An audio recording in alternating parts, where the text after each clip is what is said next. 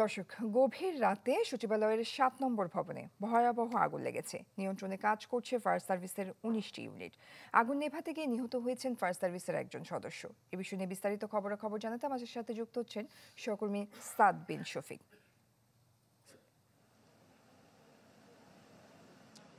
আগুন কিন্তু এখনো নিয়ন্ত্রণে আসেনি পুরোপুরি। আমরা প্রায় ঘণ্টাখানেক আগে যেমনটি জেনেছিলাম ফায়ার সার্ভিসের মহাপরিচালকের পক্ষ থেকে যে ঘণ্টাখানেকের মধ্যে হয়তো আগুন নিয়ন্ত্রণে আসার সংবাদ পাওয়া যাবে, কিন্তু এখনও কিন্তু আগুন নেভানোর তৎপরতা ভবনের বিভিন্ন জায়গায় দৃশ্যমান। অর্থাৎ ৭ নম্বর ভবনের যে উপরের 3টি ফ্লোরে আগুন লেগেছে, সেই 3টি ফ্লোরে এখনও কিন্তু বিভিন্ন জায়গায় ফায়ার সার্ভিসের কর্মীরা কাজ করছেন।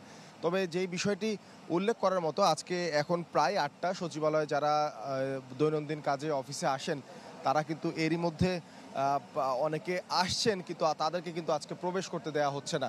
সচিবালয়ে বিভিন্ন মন্ত্রণালয়ে কিন্তু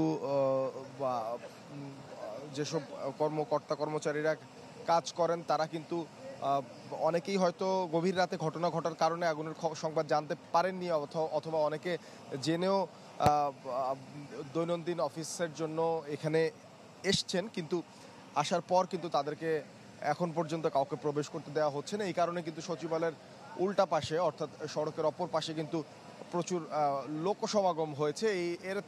তাদের একটা বড় অংশ মূলত সচিবালয়ে বিভিন্ন মন্ত্রণালয়ে কর্মরত কর্মচারী এবং কর্মকর্তা। সব মিলিয়ে এই নিরাপত্তা যেন নিশ্চিত করা হয়, সেজন্য কিন্তু আমরা রাত থেকেই দেখেছি পুলিশ এবং সেনাবাহিনীর পাশাপাশি বিজিবি, র্যাব এখানে মোতায়েন করা হয়েছে। ফায়ার সার্ভিসের ইউনিটের সংখ্যা সময়ে সময়ে বেড়েছে, যতটা সময় গড়িয়েছে আগুনের ভয়াবহতা কিন্তু বেড়েছে।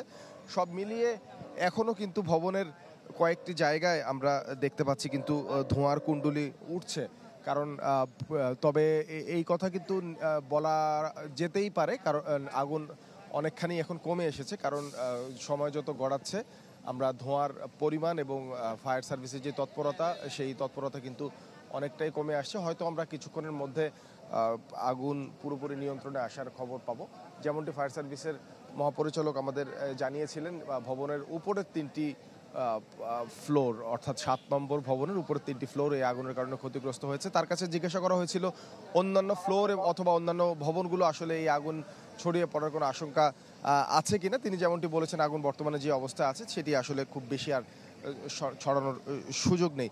তবে একটি আশঙ্কার কথা কিন্তু বলা যেতেই পারে যে সচিবালয়ের মতো সংরক্ষিত একটি জায়গায়, যেখানে আসলে সর্বোচ্চ নিরাপত্তা সবসময় নিশ্চিত করা হয়ে থাকে, সেরকম জায়গায় ছুটির দিনে একটি মধ্যরাতে এই ধরনের আগুনের ঘটনা কি নিছকই দুর্ঘটনা, নাকি এর পেছনে আসলে কোনো ধরনের কোনো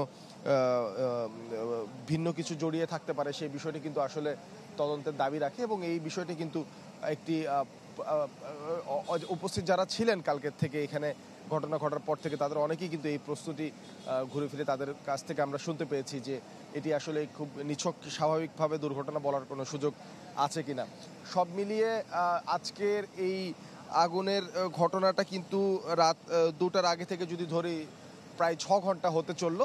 এই 6 ঘন্টাও এখনও পুরোপুরি নিয়ন্ত্রণে আসেনি, যদিও প্রত্যাশা করা হচ্ছে ফায়ার সার্ভিসের পক্ষ থেকে খুব দ্রুতই আগুন নিয়ন্ত্রণে আসবে। তবে সচিবালয়ে আজকে যারা অফিস করতে আসবেন তারা আদৌ কখন ঢুকতে পারবেন কিনা, বা ঢুকলেও কখন ঢুকতে পারবেন, সেই বিষয়টি কিন্তু এখন পর্যন্ত কোনো সিদ্ধান্ত দেওয়া হয়নি। এই কারণে আমরা দেখছি সচিবালয়ে যারা কাজ করেন তাদের একটি বড় অংশ কিন্তু এরই মধ্যে সচিবালয়ে এসে প্রধান ফটকের সামনে অপেক্ষা করছেন।